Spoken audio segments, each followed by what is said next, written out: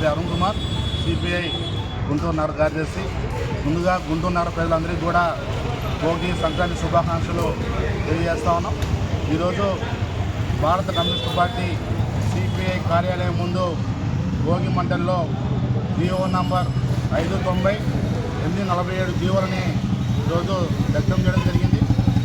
భోగి సందర్భంగా ఆంధ్ర రాష్ట్రంలో ప్రధానంగా ఇళ్లలో ఉన్నటువంటి పాత వస్తువులు, పనికిరాని వస్తువులు, ఏదైతే చెడు వస్తువులు ఉంటాయో అవన్నీ కూడా భోగి మంటల్లో దగ్ధం చేసే ఆనవాయితీ ఆంధ్ర రాష్ట్రంలో ఉంది.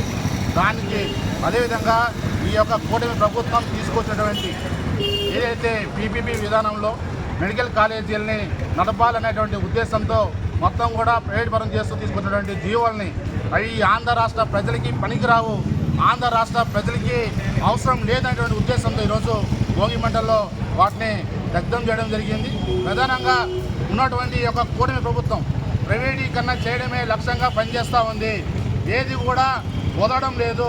ఇందుగలడు అందులేదు సందేహం వలదని చెప్పి ఏ విధంగా అయితే అన్నాడు భక్త బేడ చెప్పాడో ఈ కూటమి ప్రభుత్వం కూడా ప్రతి ఒక్క దాంట్లో కూడా ప్రైవేటీకరణ చూస్తూ ఉంది, రూపాయి ఆశిస్తూ ఉంది. పేదలకి ప్రజలకి ఉపయోగకరమైనటువంటి విషయాలు ఏవి కూడా చేయడం లేదు. ప్రధానంగా ఈ యొక్క పీపీపీ విధానంలో ప్రభుత్వ మెడికల్ కాలేజీలని నడపడం అంటే అది పూర్తిగా ప్రైవేటు వారికి దారాదత్తం చేయడమే. కేవలం వైద్య విధం మాత్రమే కాదు, వైద్యం కూడా పేదలకు అందకుండా ఈ కూటమి ప్రభుత్వం చేస్తూ ఉంది. దాన్ని సిపిఐగా తీవ్రంగా వ్యతిరేకిస్తూ ఉన్నాం. రాబోయే రోజుల్లో ప్రజలందరినీ కూడా సమీకరించి చైతన్యపరిచి పెద్ద ఎత్తున పోరాటం చేస్తాం. పీపీపీ విధానాన్ని ఉపసంహరించుకునేంత వరకు కూడా ఈ ఉద్యమం ఆగదని చెప్పేసి మేము తీవ్రంగా హెచ్చరిస్తూ ఉన్నాం.